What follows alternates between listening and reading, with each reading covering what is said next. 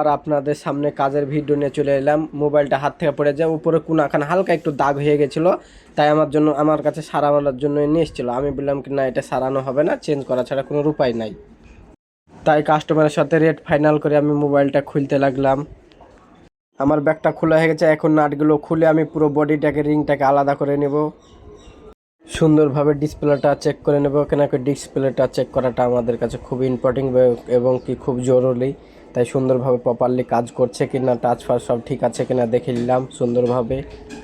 তাই নষ্ট ডিসপ্লেটা ফ্রেম থেকে আলাদা করে দেবো, কেন কি ফ্রেমটার জানে কিছু না হয়। নষ্ট ডিসপ্লেটা তো বাদই হয়ে গেছে, ওইটা যাইমন তাই হয়ে যাক, ওগুলো আমাদের কাজে লাগে অনেক সময়। তাই সুন্দরভাবে পাশে রেখে দিয়ে আমি সুন্দরভাবে পরিষ্কার করে নেব, কেন কি পরিষ্কার না করলে সুন্দরভাবে নতুন ডিসপ্লেটা ফিটিং হবে না, আর ফিটিং না হলে কাজ ভালো হবে না।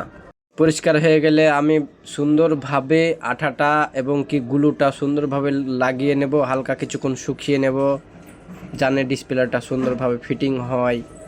আর বাকি কাজগুলো হয়ে গেছে, তাই এবার ফ্রেমের সাথে ডিসপ্লেটা সুন্দরভাবে ফিটিং করে দেখব প্রপারলি কাজ করে কি না।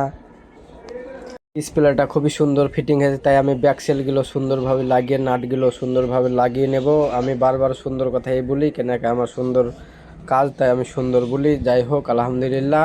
এখন মোবাইলটা অন করে পাশে লাগিয়ে এলে আমি সুন্দরভাবে গ্লুটা লাগিয়ে নেব। গ্লুটা লাগানো হয়ে গেলে আমি রাবার মেরে কাজ করে চেক করে দেখব সুন্দরভাবে কাজ করছে, আলহামদুলিল্লাহ।